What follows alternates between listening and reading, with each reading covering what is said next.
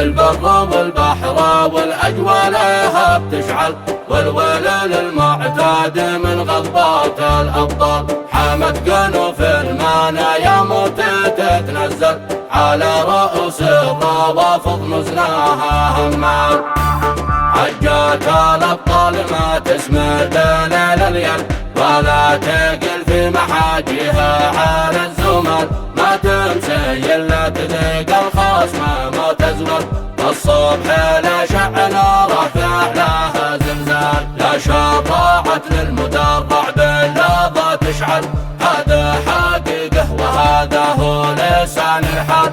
إن سبح الله بالحيقة وين تبدل، وانا ما تبطل وصحوة عزم واستبسال.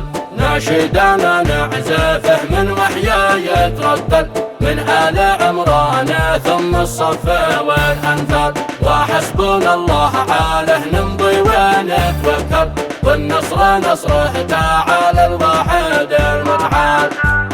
والله وبالله ما نرضى ولا نقبل، بحكم حوثي وعاد في صفنا رجال. لأن القضية حقيقة دين وطن محتل، الحل في البندقية ترجمة وافعال. هذا هو الحل وما في غيره، هذا حل.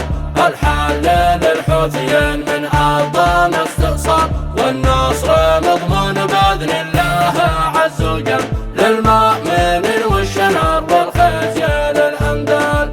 البر والبحر والأجوال لها بتشعل، والويل للمعتاد من غضبات الأبطال. حامت قنوف المنايا موت تتنزل على رؤوس الروافض مزناها همال. حجات الأبطال ما تسمد ليل الليل، ولا تقل في محاجيها على الزمال. ما تمسي إلا تذيق الخصم ما تزول، الصبح لا شعل رافع لها زلزال. لا شفاعة للمدرع باللظى تشعل، هذا حقيقة وهذا هو لسان الحال.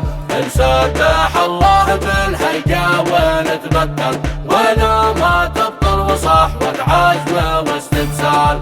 ناشدنا نعزفه من وحيا يتردد، من آل عمران ثم الصف والأنفال. وحسبنا الله عليه نمضي ونتوكل، والنصر نصره تعالى الواحد المتعال.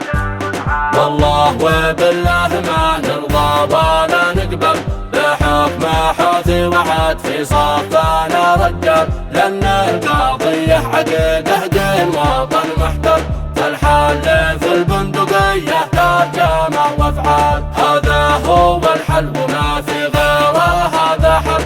الحل للحوثيين من أرض استئصال، والنصر مضمون بإذن